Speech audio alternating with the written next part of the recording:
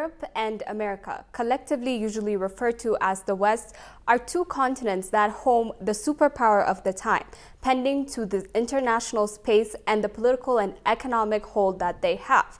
Now, these two continents have major influence on many countries around the world, and it is no different with African countries. Hello and welcome to Diplomatic Insights. I am Kidana Baina. Now, most are well aware of the history that Europe and America share with Africa.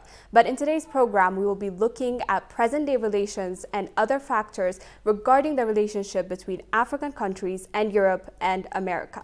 And joining me for the discussion today is Mr. Rebuma Dejene, who is a foreign policy analyst with expertise on geopolitics and national security and strategic affairs, among others. Do stay with us. Mr. Rebuma, thank you very much for joining us today. Thank you for having me. All right, so let's start it off with, as you know, the past and the present of Africa is shaped in many ways with European powers as well as America. And so before we go into it deeply, I want to ask you how the past relationship has shaped today's relationship. So history is very important, because without history we cannot talk about the present, or we cannot talk about the future. So for Africa's international relations, for Africa's international and diplomatic engagement, history plays a key role.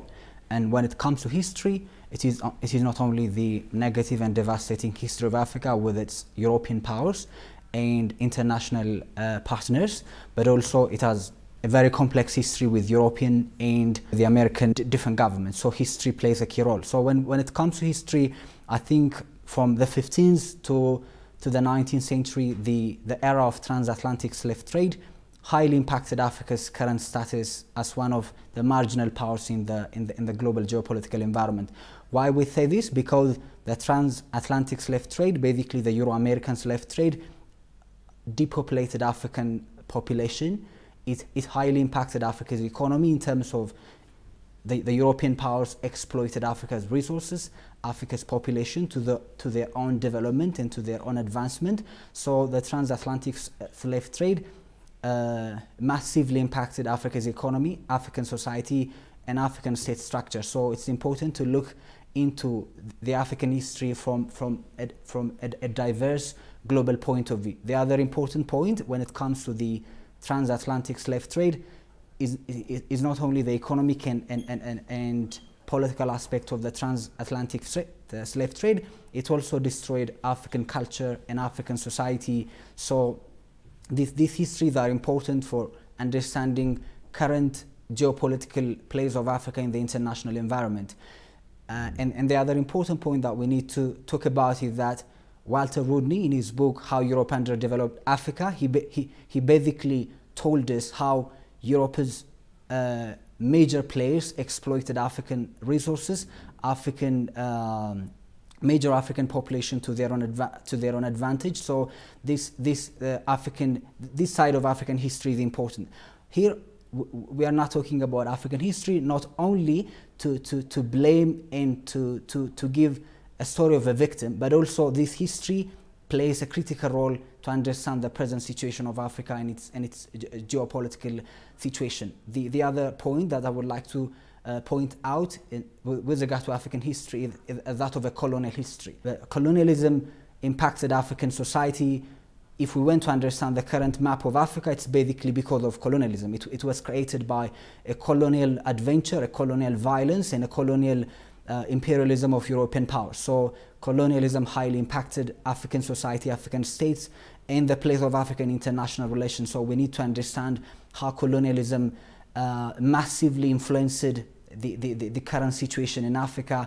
And as I've said, the place of colonialism and the understanding of colonialism, the history of colonialism, is not about blaming the West only. We need to take responsibility. African agency is important. If we go to the Indians or the Chinese, they had some level of colonial and imperial history, but they have overcome that and they have become important players in the global political environment, in the global economic order. So Africans should take their own responsibility, at the same time understand the lingering legacies of colonialism, the lingering legacies of transatlantic slave trade. It is not something that happened 500 or 100 or 200 years ago. It is still, there are some lingering legacy of colonialism, and this generation of African society, African people, have the responsibility to change this dynamics, this balance of power with international powers, with international engagement. So the understanding of African society, the understanding of African history, and Africa's relations with global powers, including Europe and America, is very critical to understand how Africa has become a marginal player in the global geopolitical environment. So for me, understanding the history of Africa, understanding the geography of Africa is important to understand its relations and to understand its foreign policy, to understand its engagement with international power. So as you said, history plays a key role to understand the present situation of Africa. So we need to look into history to understand its current place, to understand its current situation in the evolving global order. All right, thank you very much. So the history that you just mentioned of colonialism and slave trade and etc., they all paint a picture of this sort of exploitation and the use of Africa for its resources. Yeah. But we can agree that throughout the years, this form of relations has sort of evolved. It has changed into cooperation and working together. And now we're actually hearing of the West's renewed interest in Africa, and different evidence of this is foreign ministers' visit to Africa in regards to, you know, cementing or strengthening ties between countries. Even the latest U.S. Treasury Secretary's visit to African countries. The ambassador of the United States to the UN is going to visit Africa. So all of these kind of project the notion that they're looking to cement their ties with African countries. But many have speculations regarding what the factors might be behind that. So let's address that, and you know, what can be attributed to the West's sort of renewed interest in Africa? Well, I think we can outline, or we can identify several factors behind the West's renewed interest in the West's renewed interest in Africa. Africa is still a strategic player in the evolving global order, in the evolving geopolitical competition between the West on one hand and the Russians and the Chinese and other major middle powers in the global system. So there are several factors that we can identify. One of the factors that we can identify is that Africa's resources, Africa's population is still a major contributing factor in the international system and for their own strategic reasons. The other factors that we can identify is that Africa's geography, given its location along between Europe, Asia, and other continents and the Indian Ocean. So the geography of Africa is very critical and is key to understand the new geopolitical competition in the international system. Despite our own weaknesses internally, despite our own predicaments in several domestic countries of Africa, but broadly speaking, the continent has a huge potential, a huge economic potential. We can see how the last 2 decades of Chinese engagement in Africa is transforming the continent in terms of infrastructure, in terms of economy, in terms of technology, in terms of finance. So the Chinese are increasingly engaged with African continents, and they are playing a key role for Africa's development, for Africa's economic growth. And we can also see that the West is now pursuing a strategy of great power competition with China, with Russia, and they are understanding the age as an age of great power competition. And Africa plays an important role in their strategy, in their strategic compass, in their strategic understanding of the world. But we need to be critical as Africans, because Africa shouldn't be a geopolitical battleground. As Africans, we need to articulate our African interests, our collective African interests, and try to deal and try to manage this geopolitical competition rather than becoming a geopolitical battleground, a geopolitical chessboard for global powers. Because as I've said before, during the transatlantic slave trade, during the colonial era, even after the post-colonial period, the Cold War period, Africa became a geopolitical chessboard. Africa became a place of exploitation. Now, given the changing situation in Africa's economy, technology, as I've said, we need to take back our control, we need to take our agency seriously, and we need to develop a collective African strategy to deal with because individual engagements are not going to serve our interests. For example, particular countries, individual countries can engage with Western powers, they can engage with global powers, but this is not going to serve African interests. What is going to serve African interests is a collective articulation of our foreign policy, a collective articulation of our national interests continent-wide. So their engagement is somewhat normal because these are basic and an important diplomatic engagement. At the same time, the understanding of the global environment, the understanding of the current situation in the evolving international order. For example, we can see what's happening in the Ukraine-Russia war, and they are going to bring African voices, African countries into their own sphere of influence, into their own sphere of into their own the so-called sphere of influence. So we need to develop our own collective interests. We need to develop our own national interests with other partners, regionally, continentally.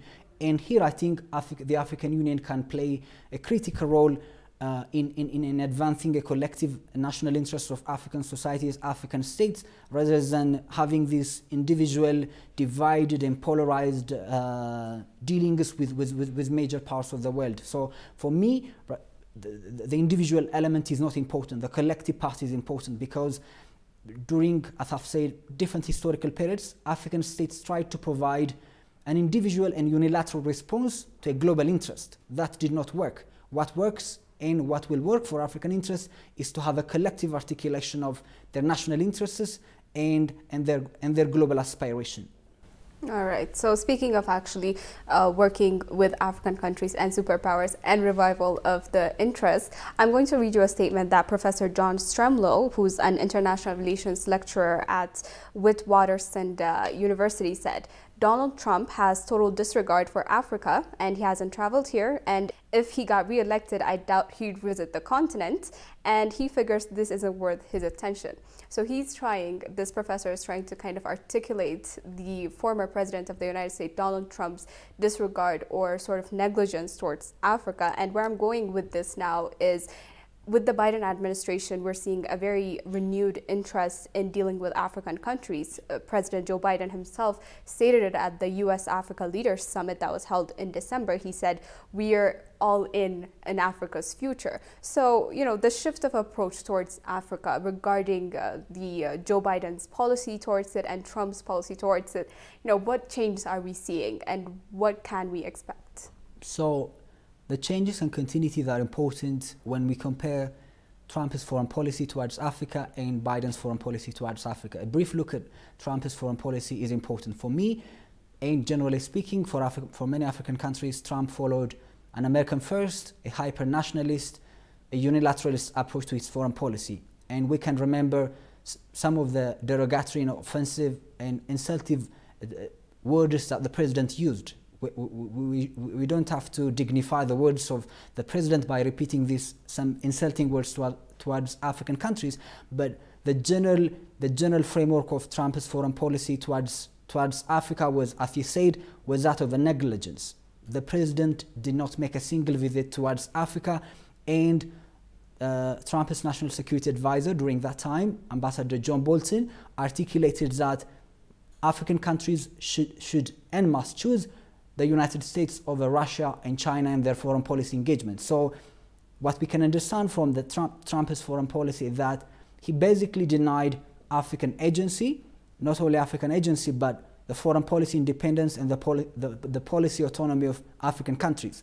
His foreign policy outlook and his foreign policy strategy and national strategy framework of President Trump was, as I said, was that of an American first, a nationalist, and an inward-looking approach. So Africa did not get enough attention despite some continuities. When it comes to President Biden's foreign policy, we have seen, I think, in November, President Biden outlined his national security strategy or his foreign policy engagement with African countries. And I think for me, it's an important strategy, but a strategy by itself is not a solution. It should be implemented, and it must go beyond foreign policy rhetoric. It must go beyond statements. It must go beyond organizing summits. If we want to solve Africa's major problems and if Africa's major problems are going to be solved, summits and can play a critical role, but implementation is important because Africans have seen many summits, many meetings, and many good photo opportunities. But for Africa, what is important is implementing the strategy and implementing the foreign policy priorities of Africa. Coming back to Biden's national security strategies, I think it had four major objectives. The first one was openness, promoting openness and open society, democratic dividends, security issues, climate issues, and fighting pandemic, economic recovery. And these are important elements. African countries can engage and they can use this opportunity to advance their own interests in their engagement, in their diplomatic engagement with Africa. And I think this provides a good opportunity. At the same time, it is important for African countries, and particularly Ethiopia, to be cautious in our diplomatic engagements, to be cautious in long-term thinking in our foreign policy and diplomacy. Historically speaking, for example, during the Derg period, Ethiopia chose a particular side in the global international system and became a satellite of a particular country, and that did not serve us. What we need to have now is to have our own foreign policy independence, to have our own policy autonomy in our engagements, in our interactions with the global powers, because what Africa needs is development, security, and prosperity, not a geopolitical tension. The past history tells us that choosing a side is not going to serve our interests. At the same time, but in terms of respecting and giving attention and giving some level of understanding about Africa and its strategic place in the global order, I think Biden's strategies it offers a better opportunity, offers a better re-engagement with Africa. So we need to focus on more pressuring those powers to implement their strategy rather than having good papers, these good strategies that always come and go. So implementation is important, and a strategy by itself is not a solution. We need to focus on the implementation, going beyond the foreign policy rhetoric. All right, so you touched upon geopolitics and how important Africa has been for Western powers in that regard. And so I'm coming to Ethiopia now, and as you know, and as many might be well aware, Ethiopia is a country in the Horn of Africa that is very important. We mentioned the resources, the routes, the young population, but more than that, and on the international arena, the geostrategic location of Ethiopia has been a major determinant of the West's attitude and the whole world actually towards Ethiopia. So how has this geostrategic importance of Ethiopia influenced its relationship with the Western countries? Ethiopia has a strategic place and a geostrategic place in the broader Horn of Africa region. So the regional environment of Ethiopia is important to understand how Ethiopia became important strategically speaking. So the geography of the Horn of Africa is along the Indian Ocean, the Red Sea, the Gulf of Aden, and Bab el-Mandeb Strait, and these are major economic, trade, and strategic areas for any major power. So the strategic and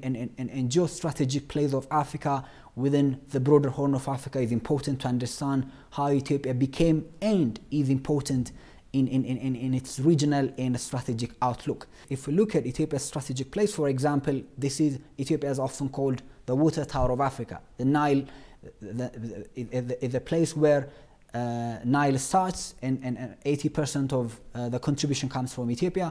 And also, as I said, given its population, I think the second largest population in Africa, given its economy, it has a huge economy, and also it can play a major role in terms of providing security, in terms of providing peace to the region. So Ethiopia is the pivot of the region. Ethiopia plays a critical role in the strategic environment of the Horn of Africa. And we should be careful not to either exaggerate or underestimate our role, because sometimes we can go into this optimism of exaggerating our strategic significance by ignoring our own domestic weaknesses and domestic vulnerability. So for any maintenance and increase of Ethiopia's influence regionally and beyond, Ethiopia's foreign policy and Ethiopia's strategy should begin at home. That is, putting our house in order is important, because the West and other partners increase their interest, and Ethiopia becomes a critical player in the region if we put our house in order and if our foreign policy begins at home. What does that mean? Over the last 2 years, Ethiopia faced a major internal challenge. There has been violence, war, conflict. And so now this time should be about stability, it should be about prosperity, it should be about bringing more development rather than engaging in these domestic frictions, domestic conflicts that basically endanger our strategic significance. So any strategic outlook, any foreign policy outlook should begin at home. Because if we are not going to put our own house in order, if we are not going to promote economic development, prosperity, stability in our own domestic situation, the regional environment, the strategic significance of the country becomes pointless and meaningless. So for me, it should start from home. The other point, as you raised, is the broader strategic significance of the country. As I said, it is found in the strategically important region of the Horn of Africa, and this region connects Europe, the Middle East, and the Horn of Africa. So strategically speaking, this region is important for the country's economy, for the country's development, and for the region and for world powers. And you can see the increasing militarization, the increasing expansion of major powers in the Horn of Africa. So the region is strategically important, but as I said, we shouldn't underestimate or exaggerate our own importance. We should rather focus on solving the major questions, the major dilemmas facing us internally. That's important. At the same time, understanding where we are regionally, where we are strategically is important. And also, historically speaking, Ethiopia has a unique history in the region, has a unique history in the Africa. So we should exploit these strategic resources, this strategic opportunity that we have as a country and regionally for our own betterment and to promote a better development, positive developments in the region. Okay, well, speaking of, putting things in order at home, that the peace agreement that Ethiopia has reached has been lauded by many of the Western communities. And throughout the 2 years of conflict, they have been voicing their concerns in different manners. So now going forward, they've also expressed their support to the peace agreement and the peace process. But it leaves me wondering, how the 2 years of conflict are going to shape these relations going forward. What has that meant? And, what could it imply for future relations? Yes, I think the last 2 years, the war, the conflict, highly impacted Ethiopia's foreign policy. Sometimes people blame Ethiopia's diplomacy without understanding what happened internally. We cannot understand Ethiopia's diplomacy without understanding the internal situation over the last 2 years. The internal situation over the last 2 years, the war, the violence, and the civil war in the country massively impacted Ethiopia's diplomacy, massively impacted Ethiopia's foreign relations with Western countries, with the United States, with the European Union, and other major countries. So it brought instability, it brought vulnerability, it brought a period of chaos and a period of uncertainty to Ethiopia's foreign policy and to Ethiopia generally. The last 2 years were a difficult time for Ethiopia's diplomacy, for Ethiopia's foreign policy. Now, given the cessation of hostilities agreement in Pretoria and in the post-Pretoria agreement period, I think it offers a new opportunity. It offers an opportunity to reset relations with the West and to strengthen relations with the rest of the world. So this cessation of hostilities agreement, the Pretoria agreement and the Nairobi agreement and the measures we are taking domestically to bring about a consolidated peace situation in the country offers a new opportunity, a new horizon of hope for the country. And we need to be careful to manage this difficult time, this difficult process in a very wise and long-term way. That's important because we have seen how war and violence has brought a very dangerous situation to our country. So we need to be careful not to go back to this, I can call it a period of difficult times and darkness. So it's important to reverse the course and to consolidate the peace process in the country. And our relations with the Western world and with Western countries, I think it offers a good opportunity, as I said, to reset relations with Western countries, with Western institutions, with Western states, and to strengthen relations with the rest. That's critically important. And the visits that we have seen, I think, last week from German and French foreign ministers, is a good opportunity to re-engage with them. And I think there were some key factors like reconstruction and rebuilding in post-conflict times.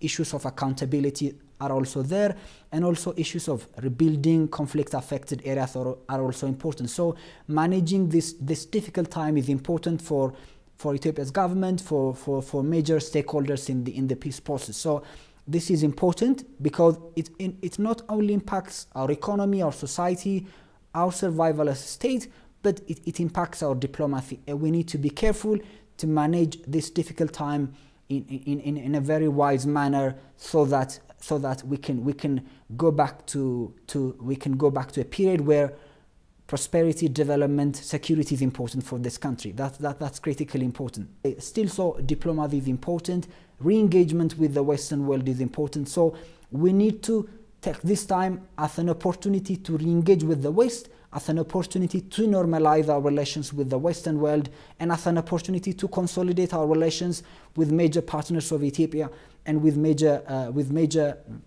partners of Ethiopia that have a good relations with the country. So I think the cessation of hostilities agreement offers a good opportunity to reset our relations, to re-engage with the West, to normalize our relations. So it offers a good opportunity. At the same time, as I said, there are challenges. So managing this difficult time is important, and managing this period of transition, period of uncertainty, with a long-term thinking and with the best interest of the country into account is important.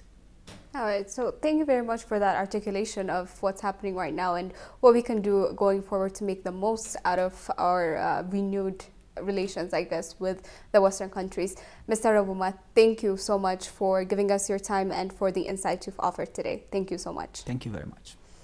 And on that note, today's diplomatic insight comes to an end. We've looked at Africa's and Ethiopia's relationship with the collective West, what the relations looked like in the past, what they look like today, and how African countries, as well as Ethiopia in particular, can make the most of it. I was Kirana Baina leading you through the program. Thank you for joining us, and until next time.